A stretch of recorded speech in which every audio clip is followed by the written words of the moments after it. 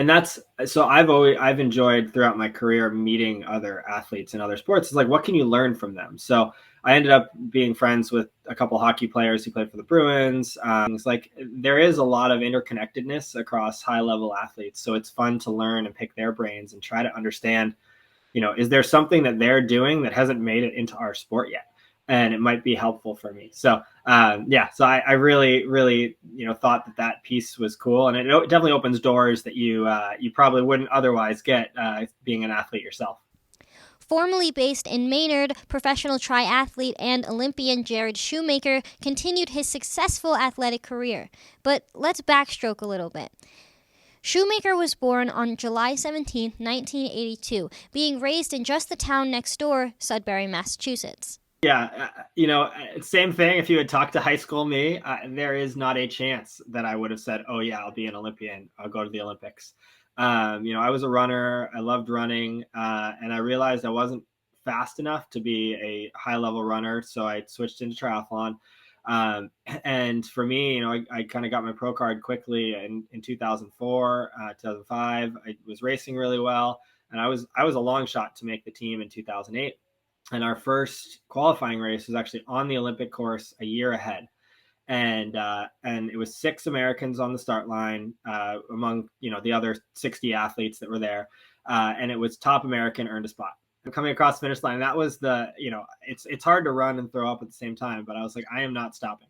But yeah, the Olympics were just unbelievable. The experience, meeting all the other athletes from the other countries who have this similar background that I did, coming up, having fun playing sports, getting good at something. We ended up walking into opening ceremonies with the basketball team. And it was funny because we're all standing there and I go, they're just standing there too. Like, they're Olympians. Let's just go talk to them. So we went down and we started chatting with them, and they were just as interested to learn about our sport and learn about us as we were to talk to these, NBA all-stars.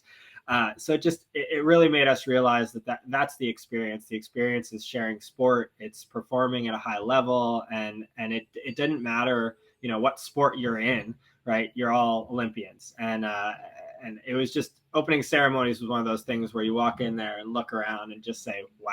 He attended Fenn School in Concord, where he started his running career, graduating in 8th grade and moving to Lincoln Sudbury Regional High School. At LS, he earned 10 varsity letters in cross country, swimming, and track, serving as captains for each team. Shoemaker continued his athletic career as both a cross country and track star at Dartmouth College, graduating in 2004. Shoemaker has accomplished many achievements, competing twice in the NCAA Division I Cross Country Championship, once in the Division I Outdoor Track Championship, and many more, as well as qualifying for the Foot Locker National High School Cross Country Championship, finishing 22nd, winning the Heptagonal Cross Country Championship, and one of his most known accomplishments being part of the 2008 U.S. Olympic team, where he finished 18th. Not a lot of people can say they're on a cereal box, but Jared is one of them. 2008 was his year because Wheaties featured Shoemaker on their Wheaties box for his Olympic qualification. Just the year after that, he became world champion in duathlon. As if that wasn't impressive enough, Shoemaker was on the national team for 12 years. Stay tuned for my full interview with Jared Shoemaker, to be released at a later date. Brenda Sullivan. You may know her as Brenda Lockhart, Coach Sullivan, or even Mrs. Sullivan. She holds multiple records behind me for track and field. She is also the girls' track and field coach and field hockey coach.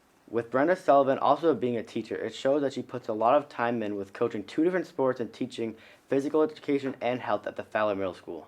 It was kind of inspired self. I wanted to give back to the community that gave me so much when I was growing up.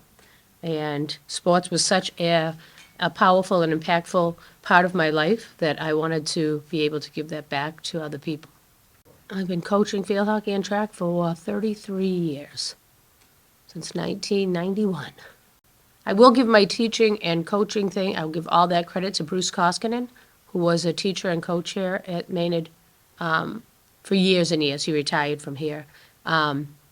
He's a neighbor of mine, and he came across the street and said, "You need to get your degree in teaching. So when I retire, you can take over." So I said, "Okay, Mr. Bruce." And so that's what I did do, and I went and I got my degrees, and I again, to give back to the town that gave to me. My children are here, my child is here now, so I want all positive things to come from Maynard. I did field hockey, I did basketball, and then when it came to the spring, I'm like, do I play softball or do I do track? And I said, I'm going to try something that is more individual so I could push myself and find my successes and failures on my own and not with a team. So that's why I did track. This is why Brenda Sullivan is in Maynard Legacy. Stay tuned for the next episode to hear about Maynard softball.